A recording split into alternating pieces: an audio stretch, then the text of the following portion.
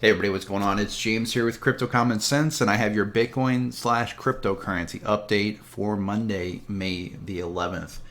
Before I jump into the content for this video, please do me a huge favor, hit that thumbs up button, subscribe to the channel, make sure you click that bell icon to get notifications, and of course make sure you check the description for a link where you can join the Patreon, where you get access to more frequent updates, more frequent charts, more frequent videos.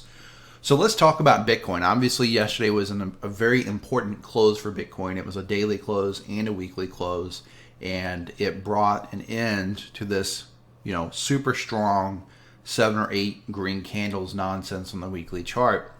But I had warned people on both social media and in the private groups, Patron, Facebook, etc., that I thought it was a little soon to get bearish, right?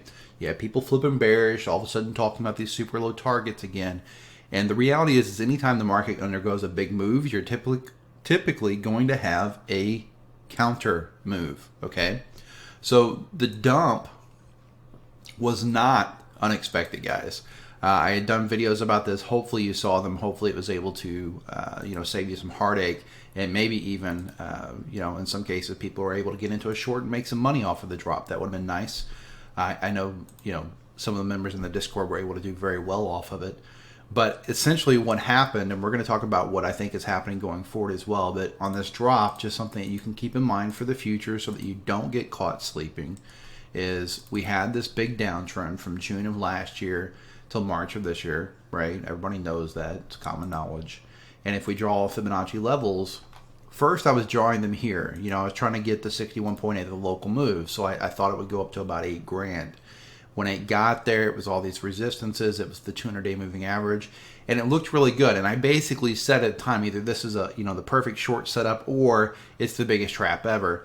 And a lot of times when you do see something that looks perfect, if it's obvious for a reason that it's not going to be a good trade, right? So that's what happened. A lot of people went short there. They pushed it up, stopped those people out, liquidated them. It was a bear trap. Continued going up. Once we got out of that golden pocket on the smaller move, my attention shifted over to the bigger move.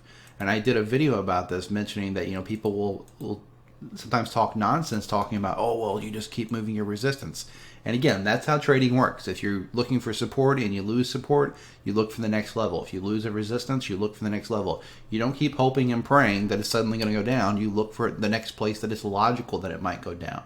And in this case, that was the 61.8 of the entire downtrend, from 13.8K down to 3,800. And if you look, 61.8 is right here. See it?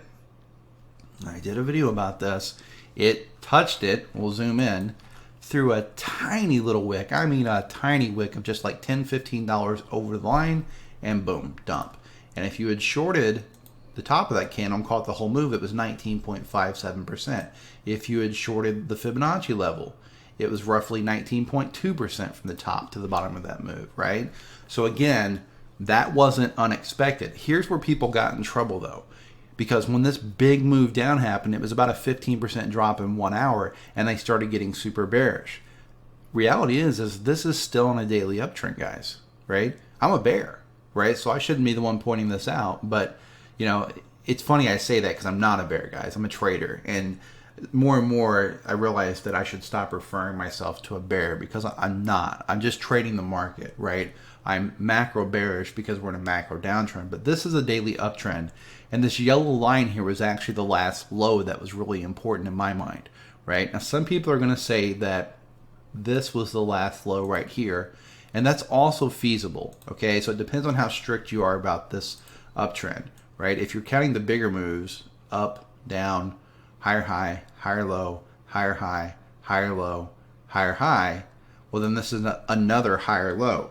If, however, you're counting this as a move, high, low, higher high, high, low, higher high, higher low, higher high, well this is a lower low, right? And it could go either way. It really could go either way.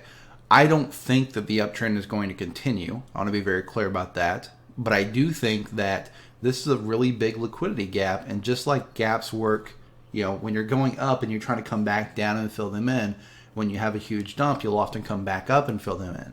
For example, this huge gap here, this huge gap here, both got filled in. Well, now we have this huge gap. So it wouldn't be surprising to me for this to go all the way back up to $9,500 or $9,600. Also, if you look at the CME, look at this.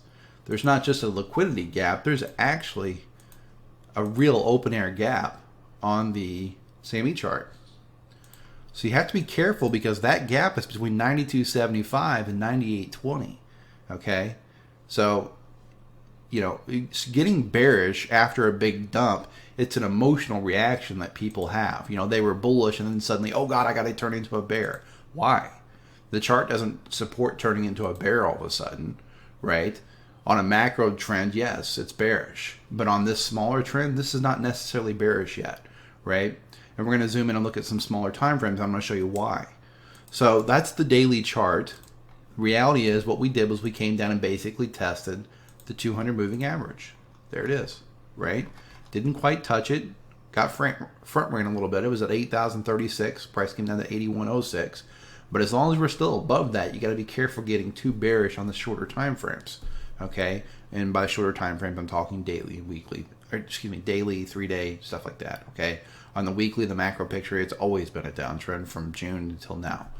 But that's what it did. It retested that. Okay, we've got the 50 curling up, we got the 200 starting to curl back up. So those are bullish signs. But again, we don't know if the trend is going to continue. I don't think so. I think it's going to have a dead cat bounce, right? I think it'll do this, come back up, probably fill in. This gap is filled in, by the way. This was a gap that was created on the way up. I'll talk about it in a second. But I think it'll come down, probably have some kind of bounce, and then continuous move down. Okay. So remember these 3 gaps I pointed out on the way up? I said we're creating these huge liquidity gaps. Well, this is the one up here that was created from this wick to this tail right here, and it's filled in. So now we can take that off the chart.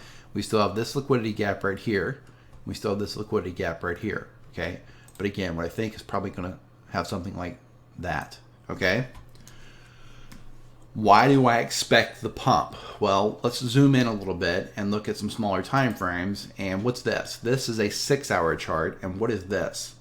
It's a sloppy inverse head and shoulders. And it's a legit head and shoulders backed up by volume. You have really high sell volume on the left shoulder.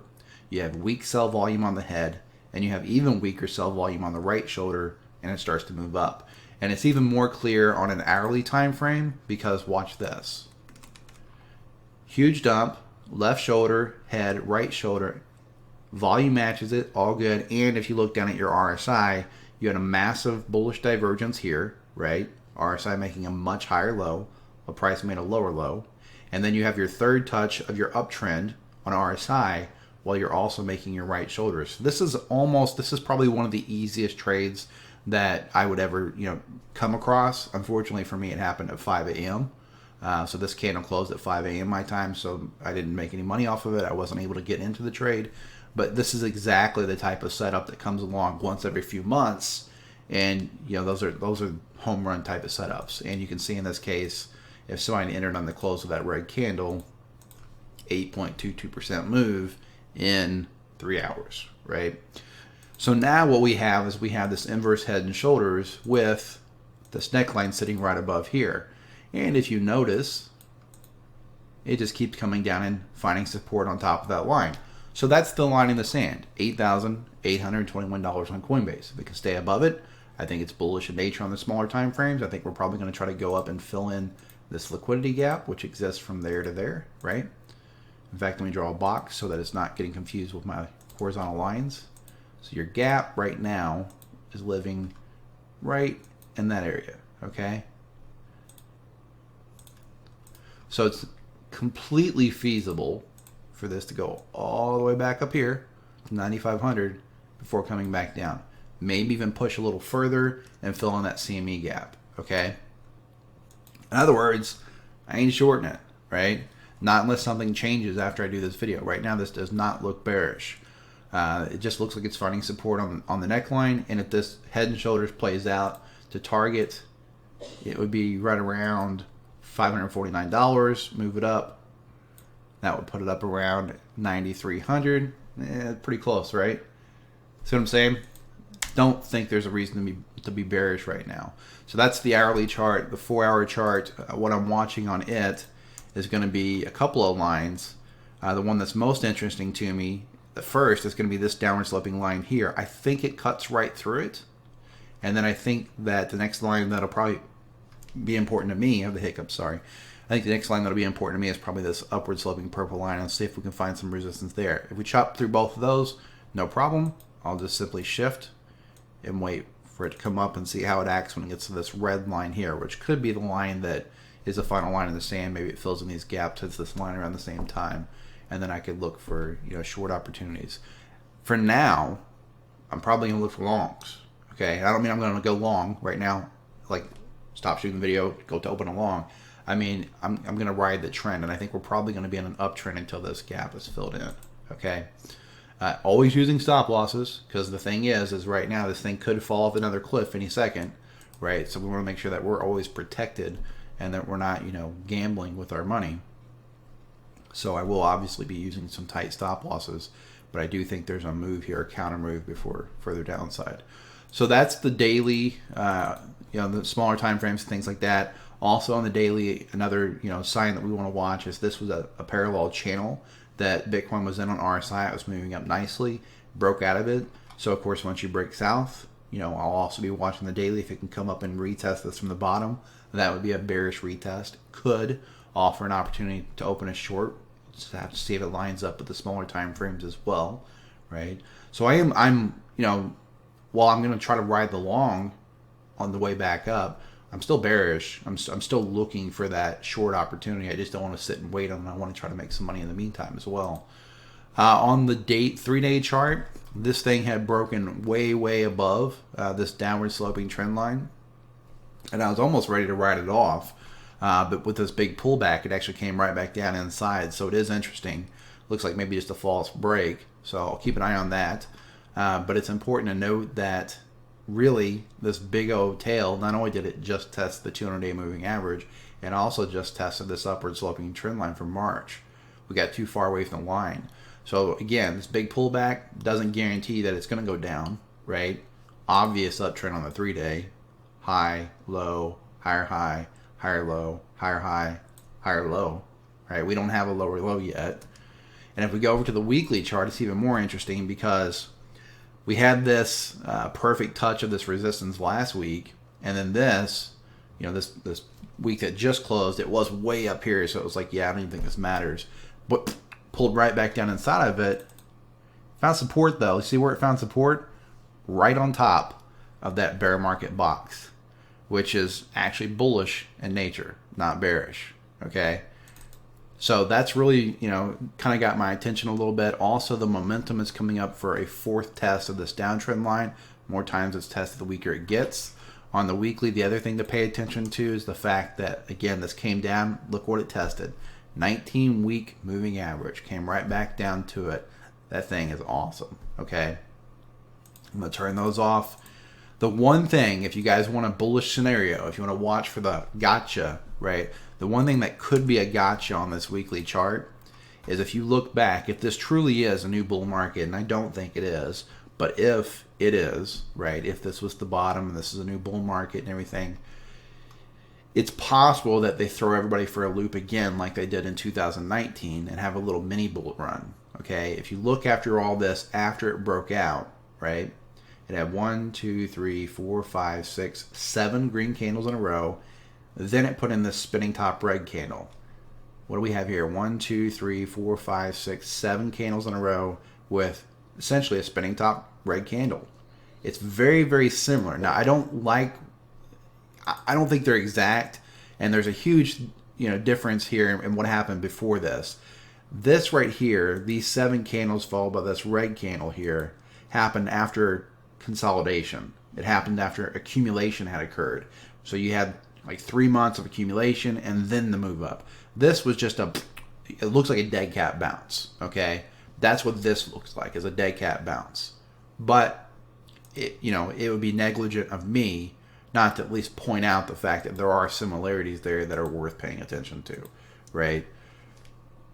I'm not going to sell my HODL coins, even though I think it's going lower. I'm still holding them because there is the possibility that this is a legit, you know, start of a new trend, of a new uptrend on the weekly level. Okay, we haven't got there yet. The reality is, on the weekly level, like I've been saying all along, macro downtrend. lower lows, lower highs, right? If you draw a ray on the bottom of these things, I did this last week or the week before. Look at that. All the lows just keep coming down, touching the same trend line. Low, low, low, low, right? So essentially, you know, we're just hitting the same resistance over and over. We're hitting the same support over and over. And it's just going to be a case of which one gives way first, right? Is it going to be resistance that breaks and it starts to head north? Or is it going to be support that breaks and head south, right? It's not going to just keep riding the same lines forever. If it was that easy, you know, everybody would be rich. Essentially, there's a guy on Twitter. I can't remember who said this now. It was one of the guys on Twitter that's actually worth a follow. I wish I could think who said it. But anyway, they said, never trust the fifth touch. I love that, right? I agree with them, right? It's 1, 2, 3, 4. So now when this comes back down, if it comes back down, people are going to be like, oh, this line's the line. And you're going to have people trying to long this. And what he means by don't trust the fifth touch is typically it gives way, right? So if you got people, if this comes back down here at around like 2,500, 2,600, you know, hypothetically, you're going to have people who are like, yes, it's the fifth touch. You know, it's touching the line and I'm going to long it. And that could be where it collapses back down and, you know, really crushes people and goes back down to those crazy low numbers. Again, I don't really want to talk about that a whole lot because it's just, who knows, right? It's so difficult to say where this thing is going to go in the big picture, right? We don't know what's going to happen with the global economy. We don't know. There's so many factors that we just can't figure in. Yeah, it's a possibility that it goes back down to $1,000 and retests those 2013 highs. It's not even absurd, right? If you're new to the channel, you might not have seen my videos about that in the past. I don't really want to regurgitate a bunch of content, but essentially there's a lot of similarities between what's happening now and what happened in 2013. All right, so I'm going to do this super fast because a lot of people have been subscribers for a long time and they've already seen this before. But if we put this on, we're going to put it on a monthly chart just so it's real easy to see. We're going to put it side by side.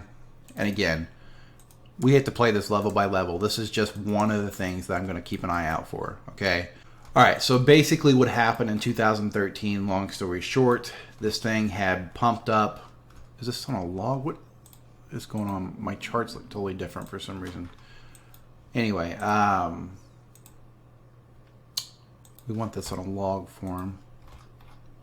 So if you take the low from 2011 to the high in 2013, right? Actually, sorry, it was after this little mini bubble right here. What had basically happened was it came down, it put in a false bottom at the 38.2 fib, bounced, and then eventually came down to the 61.8, retested the old high for the mini bubble in the summer of 2013, retested that old high, and then started its bull market, right? Really nice, really cliche for people that are trading the golden pocket, you know, which by the way works both ways. I just showed you how it works in the bearish case, where price comes up, touches it, and then dumps. Also works in the bullish case, right? Came down, golden pocket, people loaded up, they were smart, and got hopefully super wealthy, right? Because they were buying at 192, hopefully they were able to hold that long enough that they got massive returns. And if you do the same thing over on the current chart, if you take the bottom from 2015 January, and you pull it up to the top, what we have is this bottom here in 2018 was actually on the 38.2 fib, kind of like this bottom here was in April 2014. Have it bounce up, and if it does come back down to the 61.8 fib, it's going to be down around $1,000, which also happens to be down around the old high in 2013. Typically, markets like to retest old tops. So that's where that, you know, it's not an emotional thing like, oh God, Bitcoin went down, I think it's going to $1,000. It's nothing like that. It's strictly technical analysis. It's strictly one possibility that this could actually be a much larger version of this, right? There's a lot of similarities there, and I used this to predict this dump to 3,800, right? I actually said 4,200, I believe, right? This is part of the reason I was still bearish when everybody else was getting super bullish at 10K, right? A lot of similarities. So yes, this could absolutely come back down, hit this pocket down here. And don't be sad if it does, because the reality is it doesn't mean Bitcoin is dead. If anything, it's probably a good thing long-term for Bitcoin, because institutions would probably, I can't speak for them, but would probably be interested in $1,000 Bitcoin, right? And that's where Bitcoin, everybody's going to think it's dead. That's where the media is going to be saying it's dead. That's, really when we're going to hit, if it happens, that's where I think we would really see the depression and anger phases, of the market cycle, where people are pissed off. Why didn't the government do something about this before this happened? I've lost all my money, yada, yada, yada. And I think the smart investors would be in there just scooping up Bitcoin like it was going out of style, get maybe some sideways chop. And then if this thing continued its, 10-year history, we could see Bitcoin go up to, $40,000, $50,000 from that point. Maybe $30,000 would probably be more in line with the curve. But say it goes up to 30,000 from there. Sure, it's only 150%, or 50%, move from 20K from the old high, but it's a 30x move from down here. So if you're really a Bitcoin bull and you're in this for the long term, you should want this to happen, because you're not going to get a 30x return. Well, you could, anything's possible, but it's highly unlikely you're going to get a 30x return on 10K Bitcoin, right? But you might get a 30x return on 1K Bitcoin. All right, so keep that in mind. If it starts to happen, it's not necessarily a bad thing. There's no reason to freak out and panic and think crypto is dead. That's what markets want you to think when they're bottoming. Okay, so overall, that's what I'm seeing, guys. On the bigger picture, I'm still very bearish. On the bigger picture, I'm still looking for a lower low. Right, the lower low back in March was actually not 3,800 because that was a tail. The lower low was actually 6,400. Right, that's where March actually closed at, was $6,426 in the monthly, and on the weekly, I think it was down around 5K or so. So on the weekly, our low right now stands at 5,345. So I still think we're probably going to put in a lower low. When I look at this macro picture, still think it's possible we even take out this low, right? But on the smaller time frames, the hourly, the 4 hour, the 6 hour, this definitely is an inverse head and shoulders, which is a bullish reversal signal. And I definitely think that it's entirely possible and probably likely that this will move up further before it moves down. Okay? So overall, I hope you guys enjoyed the video. I'm going to go ahead and wrap up there. Please keep in mind that I am just some guy sitting in a spare bedroom, so nothing in this video is financial advice. You should always seek out professional financial advice from a licensed financial advisor before making any type of investment in cryptocurrency. If you haven't already, make sure you hit the thumbs up button on the video, subscribe to the channel, click the bell icon to get notifications when I release new updates, and make sure you join the Patron where you get access to more frequent updates, more frequent charts, and more frequent videos. This is James with Crypto Common Sense reminding you to please trade safe.